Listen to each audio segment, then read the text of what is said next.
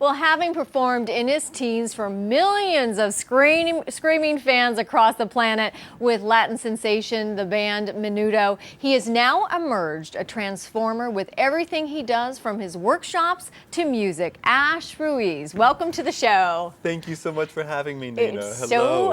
It's so fun to have you. Yay. One thing that I always think about him when we met at Gate a few months ago is that you're just filled with love. You you feel better when you're around you. I feel like a Twinkie.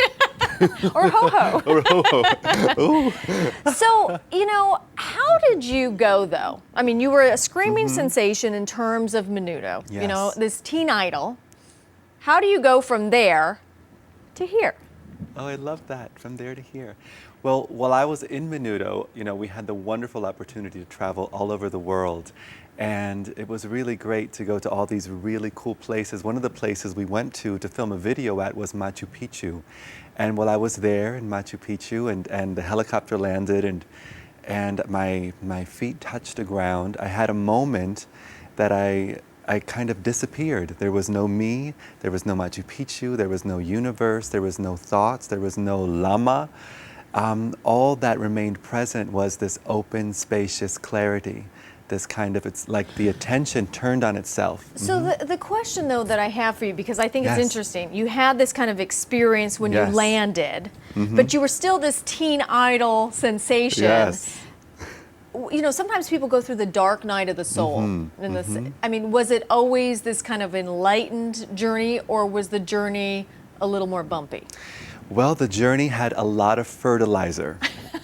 So, a lot of different ingredients. My father was diagnosed with AIDS when I was 12 years old. So, at being 12 and having that experience happen, I was really, first of all, it killed me. I mean, I would remember crawling on the floor crying because my dad, and at that time, it was in 1988, 87, it was a death sentence. So it was really, really hard, and it really led me to question what life was about. What is death really? What happens when, when one dies? And being kind of stewing in that at such a young age, I was hypersensitive to the energies that are around me. And I think that was really wonderful ingredients to blossoming into love. That's an interesting thing about being sensitive, because I think that's a really wonderful thing, because I can be very sensitive around energy as well, right? Yes. But sometimes when you're sensitive, you also can take on a lot, and you seem very grounded and happy. Yay. So were you able not to maybe take on other people's stuff in the process, especially at such a young age? Yeah. Well, one thing that's so much fun is that I really noticed that other people didn't exist per se. It's kind of like goes in alignment with quantum physics, where if you take any object and look at it close enough, it reveals itself to be spaciousness. And just like the dense objects of our minds, such as an ego identification or conditioning or programming, when you take a moment to really allow it to be as it is, it reveals its true nature, the treasure that exists in all phenomena. So what do you do to have fun in life? What, besides obviously music, that's your passion, and you have a very transforming message, which we'll get to. What do you do just to relax and have fun?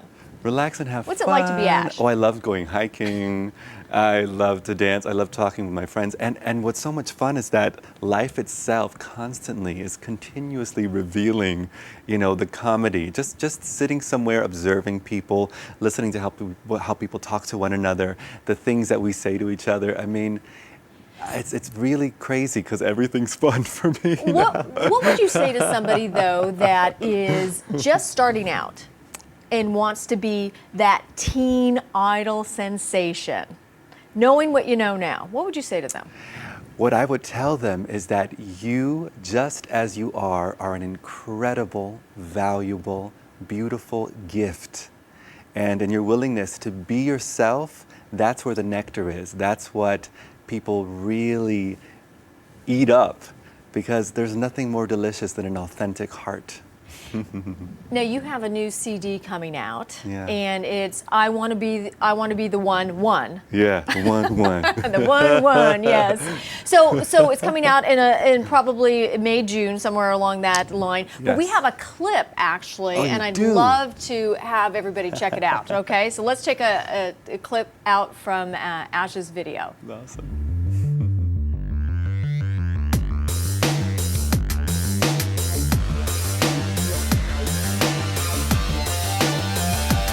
I wanna be the one to tell you that you're beautiful each day. I wanna be the one to hold you when your world feels dark and gray. I wanna be the one that loves you and calls you out on your shit. I wanna be the lucky fellow you share this illusion with. Hey, I wanna be that one, be that one, be that one that got to be me. I wanna be that one, be that one, be that one, that one knee. Even your music is fun. I love it. I could be Yay. with you all day long. It's I like love soak it. up Ash. So, what is your main message to the world? Since that's our question of the week, is what is your message to the world? So what is yours? My message to the world right now, well, as I take a moment to just acknowledge the support of the chair, of the floor, this moment, the miracle of you watching this right now, technology, noticing how everything is in support of this moment being exactly as it is. My message is that it's okay to be who you are. There is well-being here. There is overflowing life and goodness here. All one has to do is notice. So have you noticed the richness of life that is here right now? And the beauty of it too is Yeah. before we actually even started, what was the message to the Oh, world? the Wait a message minute. to the world No, at do that it. moment was, this is my message to the world. Oh, shake, rattle, and roll, Ash Ruiz, Okay. yes. So I want to thank you so much for being on the show with us today. Such a joy.